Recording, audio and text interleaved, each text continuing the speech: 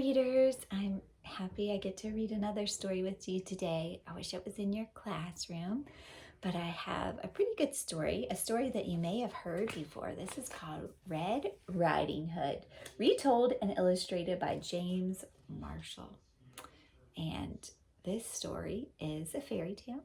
And we know that fairy tales are make-believe stories, right? They're a kind of folk tale. And a folk tale is a story that's been told many times.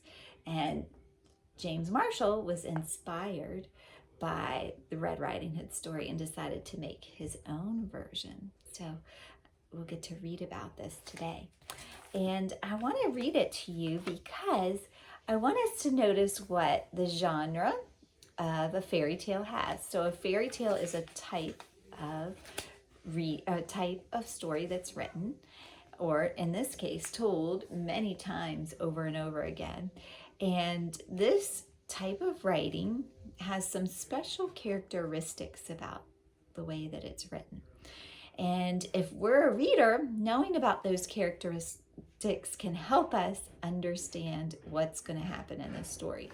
So when we read fairy tales are make-believe, and they're stories that have characters that are often people like kings and queens, princes and princesses, animals that talk, or other magical kind of creatures. And the story setting oftentimes are in places like the woods, a kingdom, a magical kingdom, or a place like a castle. That's often the setting of the story you'll find. And the stories often have good versus evil. So the characters, some of them will be good characters, some will be evil. And when we're reading it, we'll notice a conflict kind of between the good and evil characters. There's going to be a problem between them. And at the end, there's always a happy ending. And the stories often start with once upon a time and then end happily ever after, or in some kind of fashion. But the story always ends up having a good ending. And these stories were written a long time ago to entertain children. They were written for children, and they often had lessons that children could learn. And I bet you will learn a lesson from what we shouldn't do from Little Red Riding Hood. Like if you've ever heard this story, maybe some other fairy tales like Cinderella, you might learn that you shouldn't be jealous of your sister, or because the stepsisters were so terrible to her. Or you might learn that kindness wins from that story. Well, we're going to learn a good lesson from Red Riding Hood today. And as we're reading, there are two words I want you to be on the lookout for. Escort, which means to go with someone, especially to protect them. So in this case, this friend is helping escort the other friend who may not be able to see that well, maybe across the street or just down the street. So they're escorting their friend. The next word is the word distressed. Distressed means you're like having a hard time. You're really worrying or in pain or very sad. So you're distressed. So we're going to hear those two words in this story, and give me a thumbs up if you hear them in this story. And remember that today when we're reading, we're going to kind of look for the characteristics of a fairy tale. I'll be on the lookout for them. I'll stop and show you some that I'm noticing, and that will help us sort of see where we are in the story, if we're getting to the problem. And if we see the problem, we know there's going to be a happy solution, so we can think about, we can predict what might happen next based on what the characters are saying or doing. So let's do that as we read today. Let's notice the characteristics in our story, Red Riding Hood, a fairy tale, written and retold and illustrated by James Marshall. Red Riding Hood. A long time ago, in a simple cottage beside the deep, dark woods, there lived a pretty child called Red Riding Hood. She was kind and considerate, and everybody loved her. So I'm already noticing maybe some characteristics. It began a long time ago, right? And maybe she's a good character because she's kind and considerate. So we already have some of those characteristics starting. And it was beside a deep, dark wood. So look, all of that already. Do you think there'll be something bad that happens as she gets in the woods? We'll have to see. One afternoon, Red Riding Hood's mother called her. "Granny isn't feeling up to snuff today," she said. "So I've baked her favorite custard and a little surprise. Be a good girl and take it off to her, will you?" Red Riding Hood was delighted. She loved going to Granny's, even though it meant crossing the deep, dark wood.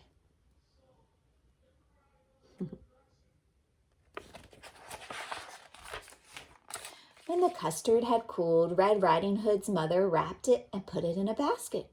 "Now, whatever you do," she said, "go straight to Granny's, do not tarry, and do not speak to any strangers." "Yes, ma'am," said Little Red Riding Hood. Her mother is giving her a warning. Sometimes fairy tales have warnings in them, so that might be another clue for us. And there's that deep, dark woods where something might happen. Let's see. Before long, she was in the deepest part of the woods. "Oh," she said, "this is scary."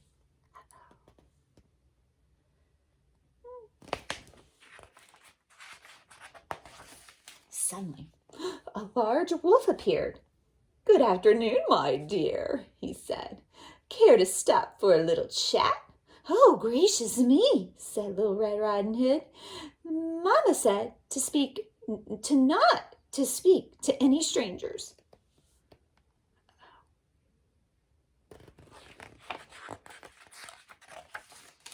But the wolf had such charming manners.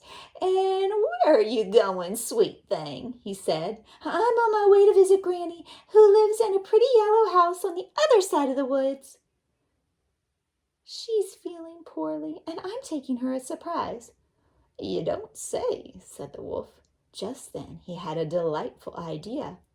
"No reason why I can't eat them both," he thought. Allow me to escort you," he said. "You never know what might be lurking about." "You are too kind," said Little Red Riding Hood. Ooh. So did we figure out an evil character? I think this is our evil character. What is he plotting to do? Yeah, he wants to eat her and the grandma too. Oh my goodness. This is a problem. Let's keep reading. See if there's going to be a bigger problem. Beyond the forest, they came to a patch of sunflowers. Why not pick a few?" suggested the wolf. "Granny loves flowers." But while Red Riding Hood was picking a pretty bouquet, the clever wolf hurried on ahead to Granny's house.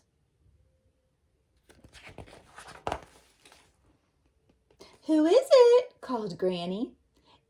It's I, your delicious, darling granddaughter," said the wolf in a high voice. "The door is unlocked," said Granny.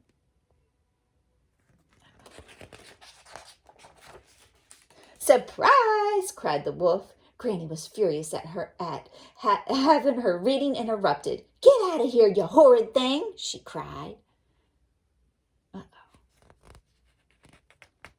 Definitely a problem.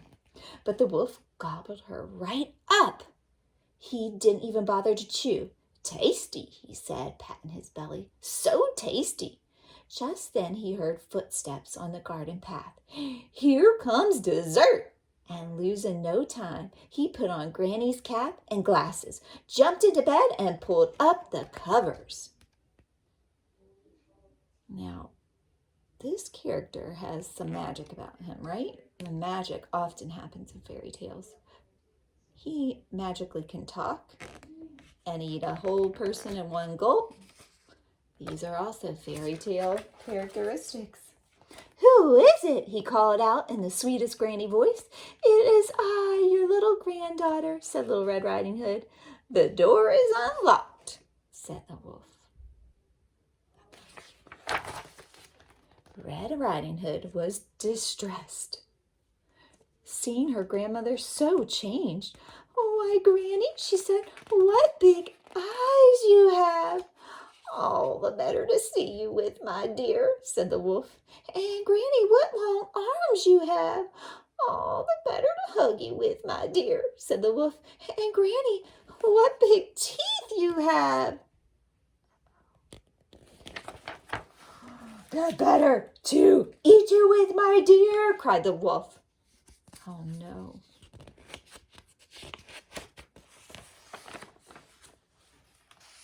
And he gobbled her right up. "Oh, I'm so wicked," he said, "so wicked." But really he was enormously pleased with himself. And having enjoyed such a heavy meal, he was soon snoring away. A hunter passed by and was alarmed by the frightful racket. "That doesn't sound like Granny." Oh, so knowing fairy tales and that there's going to be a happy ending, what do you predict will happen? Do you think the hunter's going to help out? Let's see.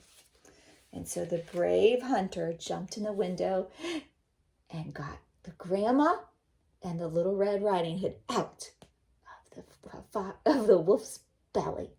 We're ever so grateful," said little Red Riding Hood. The wicked wolf won't be trouble any more," said the hunter. "It was so dark I couldn't read my book," said Granny. Red Riding Hood promised never, ever to speak to any other stranger again, charming manners or not. And she never did.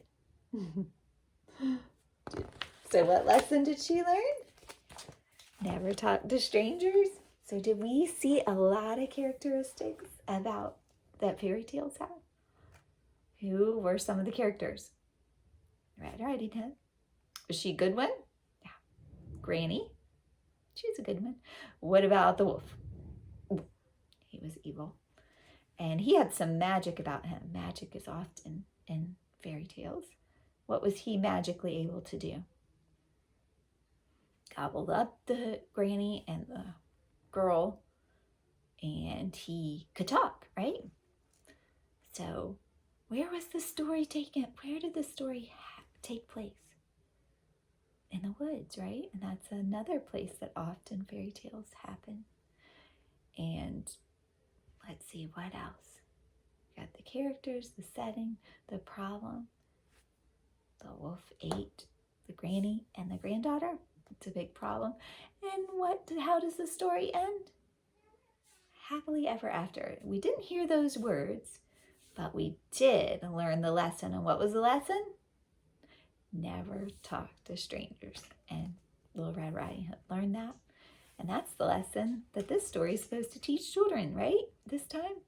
And it ended happily because the granny and the grandma and little Red Riding Hood were safe. I hope you enjoyed this fairy tale. You can be on the lookout for other fairy tales and read them and have a good idea of what you might see in there. And even the ones you see on television or a movie that you might watch that's a fairy tale. Tons of those that you guys are watching. You'll be able to tell your parents, "Oh, I know this is a fairy tale because there's kings and queens, and there's evil versus good, and there's a lesson to be learned, and there's magic." Check it out. I hope you have fun reading at home and enjoy some good books.